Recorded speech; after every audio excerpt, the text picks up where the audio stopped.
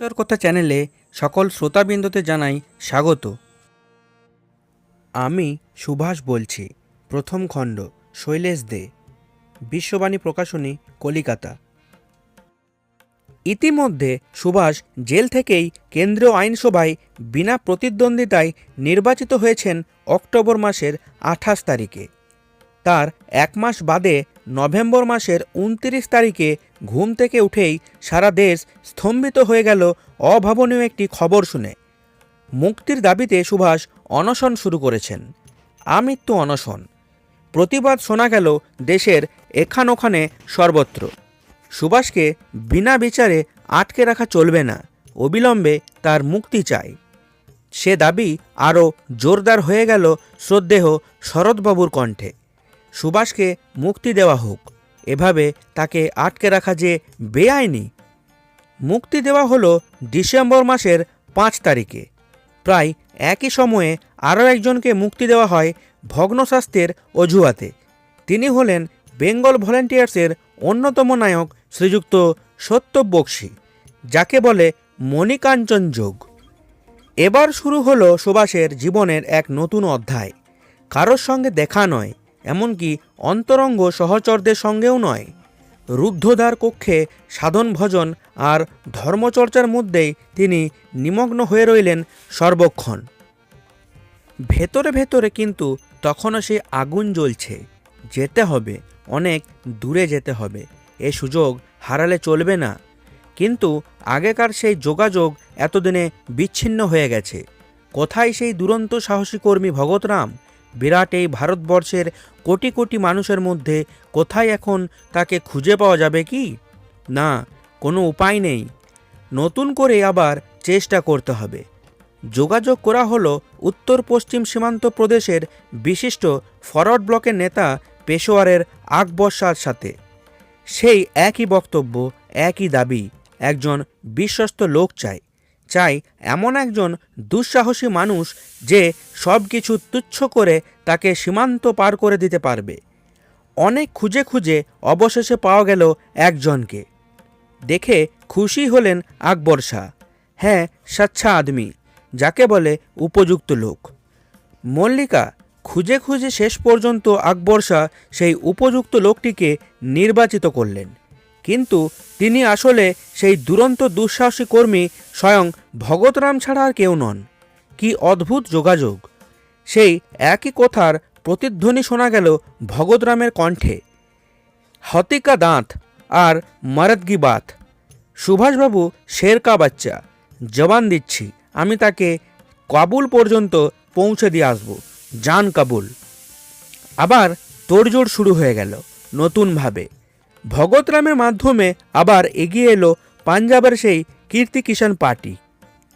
এই ব্যাপারে সব রকম সহযোগিতা করতে তারা প্রস্তুত। তোড়জোড় শুরু হলো বাংলাদেশেও। বিশেষ করে সত্যবাবুর তো কোথায় নেই। দেহ অপটু, তাই নিয়ে তিনি একখানা খেটে চলেছেন নির্লসভাবে। শুধু কাজ আর কাজ, নিরবিচ্ছিন্ন কাজ।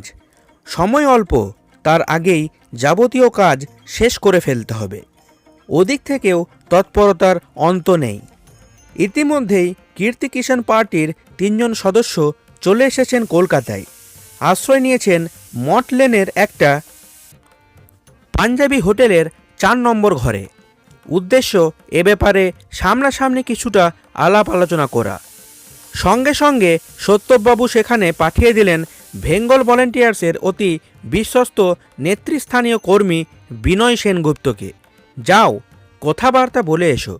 শুরুতেই আমাদের কোড ওয়ার্ডটা উচ্চারণ করতে ভুলে না যেন। ফিরে এসে যা হয় আমাকে জানিও। যথাসময়ে নির্দিষ্ট স্থানে গিয়ে হাজির হলেন বিনয়বাবু। হিসেবে কোথাও এতটুকুও ভুল নেই। ভেতরে 3 জন লোকই রয়েছেন, সবাই পাঞ্জাবি। কি চাই? প্রশ্ন করলেন একজন। Block forward. প্রথমেই কোড ওয়ার্ড উচ্চারণ করলেন বিনয়বাবু। আইয়ে জি আইয়ে। 3 জনেই সাগ্রহে আহ্বান জানালেন, ভেতর মে আইয়ে। আমরা আপনার জন্যই অপেক্ষা করছিলাম।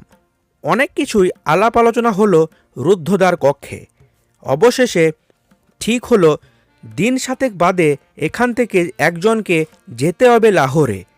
তার মারফতই ভবিষ্যৎ কর্মপন্থা সম্বন্ধে সব কিছু জানিয়ে দেওয়া হবে বিস্তারভাবে। নির্দিষ্ট দিনে দলের একজন বিশ্বস্ত কর্মী চলে গেলেন লাহোরে। গেলেন ছদ্মবেশে, ছদ্মনামে, ছদ্ম পরিচয়ে। সে কি তার পোশাক পরিচ্ছদের ঘোটা যেন কোনো উচ্চ মহলের রাইস মুসলমানি আদমি আর কি। আশ্রয় নিলেন ওখানকার একটা মুসলমানি হোটেলে। নিতেই হবে, খাঁটি মুসলমান যে। কি লাভ অন্য কোনো হোটেলে আশ্রয় নিয়ে, অহেতুক সন্দেহের সৃষ্টি করবে। বিপদ হলো খাবার টেবিলে। হায় ভগবান, এ যে রুটি আর নিষিদ্ধ মাংস, এখন উপায়। এক মুহূর্তের দ্বিধা, তারপরেই তিনি অম্লান বদনে কাছে টেনে নিলেন মাংসের প্লেটটা। স্বাধীনতার চাইতে সংস্কার বড় নয়, সুতরাং নিষিদ্ধ মাংসই সই, নইলে সন্দেহের সৃষ্টি হওয়া বিচিত্র নয়। দিন তিনেক বাদেই কর্মীটি ফিরে এলেন যাবতীয় আলাপ আলোচনা শেষ করে। খবর শুভ, কলকাতা থেকে কাবুল পর্যন্ত যাবার সমস্ত প্ল্যান প্রস্তুত, এমনকি দিন তারিখও স্থির হয়ে গেছে। কীর্তি কিষাণ পার্টির সভাদের মধ্যে কে কবে কোথায় সুভাষকে রিসিভ করে কাবুল সীমান্ত পর্যন্ত পৌঁছে দেবেন তাও একদম পাকা। এখন শুধু অপেক্ষা মাত্র। আবার এক সমস্যা দেখা দিল সত্যবাবুর সামনে। সবচাইতে বড় সমস্যা, টাকা চাই, অনেক টাকা। নানা দিকে যোগাযোগ রাখা, প্রতিটি ঘাঁটি সুরক্ষিত করা ইত্যাদি ব্যাপারে প্রচুর টাকার প্রয়োজন। কোথা থেকে আসবে এত টাকা? জ্যোতিষ গুহ, বিনয় সেনগুপ্ত, কামাখ্যা রায় প্রমুখ বেঙ্গল ভলেন্টিয়ার্সের নেতৃস্থানীয় ব্যক্তিদের মধ্যে যারা তখনও জেলের বাইরে ছিলেন, তাদের সবাইকে ডেকে এনে সমস্যার কথাটা বুঝিয়ে বললেন সত্যবাবু। টাকা চাই, একদিন অন্তর একদিন, কম করে হলেও 500 টাকা করে। সে যে করেই হোক এর ব্যবস্থা করতেই হবে। মহা সমস্যা। আত্মীয় স্বজন, বন্ধুবান্ধব সবাই স্বল্প বা মধ্যবিত্ত শ্রেণীর লোক। কোথায় পাওয়া যাবে এত টাকা? সে তো আর 2-10 টাকার ব্যাপার নয়। দলের মেয়েদের একবার জিজ্ঞেস করলে দেখলে কেমন হয়। অনেক ভেবেচিন্তে শেষ পর্যন্ত বিপ্লবী নায়িকা উজ্জ্বলা মজুমদারের কাছে গিয়ে হাজির হলেন বিনয়বাবু। যে করে হোক কিছু টাকার ব্যবস্থা তোমাকে করে দিতেই হবে ভাই। স্বাধীনতা সংগ্রামের ইতিহাসে নারীর অবদান তুচ্ছ নয়। কত মা, কত বৌদি, কত স্নেহময়ী দিদি যে বাংলাদেশের এই দুরন্ত দামাল ছেলেগুলোকে সেদিন ধৈর্য দিয়ে, সহানুভূতি দিয়ে সব রকম বিপদ থেকে আগলে রেখেছিলেন, ইতিহাসও বোধ করি তার সঠিক হিসেব দিতে পারবে না। ঘর ছাড়া কুলহারা এই ছেলেগুলোর জন্য তাদের শুধু বুকই ফেটেছে, কিন্তু মুখ ফোটেনি কোনোদিনও। এবারও তার ব্যতিক্রম হলো না। সঙ্গে সঙ্গে উজ্জ্বলা মজুমদার তৎপর হয়ে উঠলেন। সুবলা সেন, উষা সেন প্রমুখ দলের অন্যান্য নারী কর্মীদের নিয়ে। টাকা চাই, অনেক টাকা। পাওয়া গেল বেশ কিছু অলংকার। নারীর সবচাইতে প্রিয় জিনিস অলংকার। একান্ত প্রিয় সেই অলংকারগুলোই তারা স্বেচ্ছায় তুলে দিলেন স্বাধীনতা সংগ্রামের এই দুঃসাহসিক প্রচেষ্টাকে সুগম করে তুলতে। হে মহান বিপ্লবী, তোমার যাত্রাপথ নির্বিঘ্ন হোক, তোমার সাধনা জয়যুক্ত হোক। ঈশ্বর কথা চ্যানেলের পাঠ আপনাদের ভালো লাগলে লাইক, শেয়ার ও সাবস্ক্রাইব করবেন। ধন্যবাদ।